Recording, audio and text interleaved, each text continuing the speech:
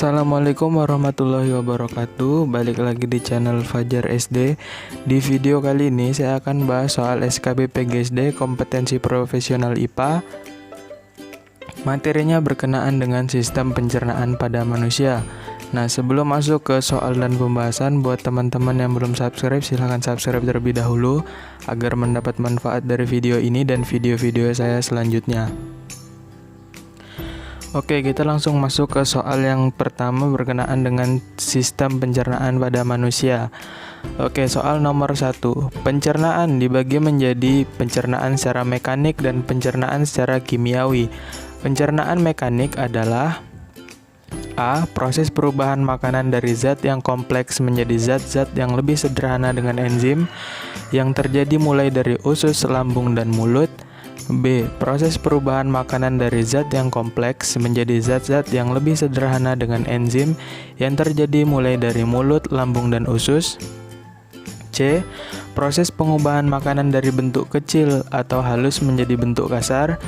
D. Proses pengubahan makanan dari bentuk kasar menjadi bentuk kecil atau halus. Jawaban yang paling tepat adalah ya, D. Proses pengubahan makanan dari bentuk kasar menjadi bentuk kecil atau halus. Kita lihat pembahasannya. Pencernaan secara mekanik adalah proses pengubahan makanan dari bentuk kasar menjadi bentuk kecil atau halus. Nah, ini terjadi di dalam mulut. Misalnya ketika kita memakan sesuatu, nah itu akan menjadi lebih kecil atau lebih halus karena kita gigit atau kita kunyah makanannya di dalam mulut. Oke. Soal yang kedua. Ludah berfungsi untuk melarutkan makanan, memudahkan penelanan, dan melindungi selaput mulut terhadap panas, dingin, asam, dan basa. Di dalam ludah terdapat enzim ptialin yang berfungsi untuk A. Mengubah makanan dalam mulut yang mengandung zat karbohidrat atau amilum menjadi gula sederhana jenis maltosa. B. Mengubah makanan dalam mulut yang mengandung zat protein menjadi gula sederhana jenis maltosa. C. Mengubah makanan dari mulut yang mengandung vitamin B1 menjadi gula sederhana jenis maltosa. D. Mengubah makanan dalam mulut yang mengandung vitamin C menjadi gula sederhana jenis maltosa. Jawaban yang paling tepat adalah A. Jadi pembahasannya, di dalam ludah terdapat enzim ptialin atau amilase yang berfungsi mengubah makanan dalam mulut yang mengandung zat karbohidrat atau amilum menjadi gula sederhana jenis maltosa. Nah, itu dia. Jadi jawaban yang paling tepat adalah A ya, zatnya zat karbohidrat atau amilum. Oke, soal nomor 3. Organ pencernaan yang memiliki bentuk menyerupai selang air atau tabung dengan panjang sekitar 25-30 cm adalah A. Kelenjar pankreas, B. Lambung, C. Faring, D. Esofagus. Jawaban yang tepat adalah D. Esofagus. Kita lihat pembahasannya. Jadi esofagus itu adalah kerongkongan. Nah, kerongkongan memiliki bentuk menyerupai selang air atau tabung dengan panjang sekitar 25-30 cm. Nah, makanan setelah dicerna di dalam mulut akan bergerak masuk ke dalam kerongkongan atau esofagus. Kerongkongan berfungsi sebagai jalan bagi makanan yang telah dikunyah dari mulut menuju ke lambung. Oke. Soal nomor 4. Dinding lambung mengandung sel-sel kelenjar yang berfungsi menghasilkan getah lambung. Getah lambung adalah campuran zat-zat kimia yang sebagian besar terdiri atas A. Air dan asam lambung. B. Enzim pepsin, renin, dan lipase. C. Air, asam lambung, serta enzim pepsin, renin, dan lipase. D. Air, asam lambung, serta enzim amilase. Jawaban yang paling tepat adalah ya, C ya. Jadi getah lambung adalah campuran zat-zat kimia yang sebagian besar terdiri atas asam lambung atau HCl serta enzim pepsin, renin, dan lipase. Oke, soal selanjutnya nomor 5. Asam lambung berfungsi untuk A. Menghasilkan getah lambung. B. Membunuh mikroorganisme atau kuman yang terkandung pada makanan dan mengubah protein menjadi pepton. C. Menjaga makanan agar tetap di lambung dan hanya akan terbuka pada saat makanan masuk atau pada saat muntah.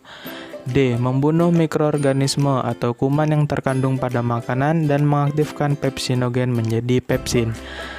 Jawaban yang paling tepat adalah D ya. Jadi asam lambung itu berfungsi membunuh mikroorganisme atau kuman yang terkandung pada makanan dan mengaktifkan pepsinogen menjadi pepsin. Jadi jawaban ini hampir mirip dengan jawaban option B, tetapi di option B itu mengubah protein menjadi pepton ya. Jadi kurang tepat.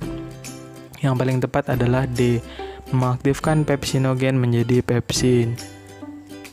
Oke, soal nomor 6. Pepsin berfungsi untuk A. Mencampur makanan dengan enzim dan melindungi dinding lambung dari asam lambung. B. Lemak menjadi gliserol dan asam lemak. C. Mengumpulkan kasein dalam susu. D. Mengubah protein menjadi pepton. Jawaban yang paling tepat adalah D ya. Jadi enzim pepsin berfungsi untuk mengubah protein menjadi pepton. Kita lihat pembahasannya. Nah, pepsin berfungsi mengubah protein menjadi pepton, sedangkan kalau renin itu berfungsi mengumpulkan kasein dalam susu. Kemudian lipase itu berfungsi mengubah lemak menjadi gliserol dan asam lemak. Lender berfungsi mencampur makanan dengan enzim dan melindungi dinding lambung dari asam lambung. Oke. Jadi itu berkenaan dengan enzim ya, ada pepsin, renin, lipase. Oke, soal selanjutnya nomor 7. Organ di dalam tubuh yang dapat mengubah kolesterol dan asam amino menjadi glukosa dalam kondisi tubuh kehabisan glikogen, serta menetralisasi zat-zat kimia berbahaya hasil metabolisme tubuh sendiri maupun yang dari luar tubuh adalah A. Lambung, B. Kelenjar pankreas, C. Usus halus, D. Hati. Jawaban yang paling tepat adalah D. Hati. Kita lihat pembahasannya. Fungsi hati antara lain untuk memproduksi enzim-enzim, merombak sel darah merah mati, menampung vitamin A, D, E, dan K yang berlebih, menyimpan cadangan gula dalam bentuk glikogen dan mengubahnya menjadi glukosa bila diperlukan, mengubah kolesterol dan asam amino menjadi glukosa dalam kondisi tubuh kehabisan glikogen, serta menetralisasi zat-zat kimia berbahaya hasil metabolisme tubuh sendiri maupun yang dari luar tubuh. Oke, soal nomor 8. Dalam usus halus terjadi proses penyerapan sari-sari makanan. Bagian usus halus tersebut adalah A. Duodenum, B. Jejunum, C. Ileum, D. Empedu. Jawaban yang paling tepat adalah C. Ileum. Kita lihat pembahasannya. Jadi di dalam usus halus itu terdapat 3 bagian. Ada usus 12 jari, ada usus kosong, dan ada ileum tadi atau usus penyerapan. Nah, jadi yang benar itu adalah ileum karena di dalam ileum atau pada bagian itulah zat-zat makanan diserap oleh tubuh. Oke, soal selanjutnya nomor 9.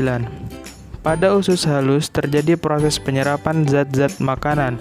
Adapun zat yang tidak dapat diserap akan terdorong menuju A. Usus 12 jari, B. Usus besar, C. Anus, D. Pankreas. Jawaban yang paling tepat adalah B. Usus besar. Kita lihat pembahasannya. Pada usus halus terjadi proses penyerapan zat-zat makanan. Nah, itu dalam ileum tadi. Kemudian, adapun zat yang tidak dapat diserap akan terdorong menuju usus besar. Jadi, ke usus besar dulu baru ke anus ya. Oke, jadi itu jawabannya, yaitu usus besar. Kemudian nomor 10. Sisa makanan yang siap dikeluarkan dari tubuh disebut feses ya, sudah ada jawabannya di situ. Jadi soal nomor 10 bonus ya. Jadi sisa makanan yang siap dikeluarkan dari tubuh itu disebut feses. Oke. Soal nomor 11. Pencernaan makanan secara kimiawi pada manusia terjadi di dalam A. Mulut, lambung, usus halus, B. Mulut, lambung, kerongkongan, C. Mulut, lambung, usus besar, D. Mulut, usus halus, usus besar. Nah, jadi kalau secara kimiawi itu adalah dengan bantuan enzim itu tadi ya. Jadi kita lihat jawaban yang paling tepat adalah A, mulut, lambung, dan usus halus. Jadi pencernaan kimiawi makanan adalah proses pengubahan zat makanan dengan bantuan enzim pencernaan. Nah, di dalam mulut ada enzim tialin atau amilase tadi, kemudian di perut atau lambung ada enzim pepsin, renin, kemudian di usus 12 jari juga menghasilkan enzim enterokinase, tripsin, stepsin atau lipase, laktase, dan maltase. Oke, jadi yang secara kimiawi terdapat di mulut, lambung, juga usus halus. Oke, lanjut soal nomor 12. Nah, jenis makanan yang merupakan sumber karbohidrat adalah A. Beras, jagung, daging, dan susu. B. Beras, jagung, kentang, dan telur. C. Gandum, sagu, biji-bijian, dan ikan. D. Beras, jagung, gandum, dan sagu. E. Beras, jagung, gandum, dan buah-buahan. Jawaban yang paling tepat adalah D ya, beras, jagung, gandum, dan sagu. Jelas ya, karena dia karbohidrat ya. Kita lihat pembahasannya. Bahan makanan karbohidrat sebagai sumber kalori untuk organisme heterotrofik termasuk nasi, jagung, gandum, ubi, talas, singkong, kentang, dan sagu yang semuanya dikonfirmasi oleh hasil fotosintesis tanaman, tidak ada yang dapat bersumber dari binatang. Oke, jadi itu ya. Mayoritas umumnya di Indonesia itu beras, tapi ada juga yang jagung, gandum, dan sagu, biasanya di daerah timur ya. Oke, cukup sekian video tentang sistem pencernaan makanan pada manusia. Mudah-mudahan bermanfaat buat teman-teman. Jangan lupa like, komen, dan subscribe channel ini. Oke, terima kasih. Apabila ada kesalahan dalam pembahasannya, silahkan tulis di kolom komentar. Oke, terima kasih. Wassalamualaikum warahmatullahi wabarakatuh.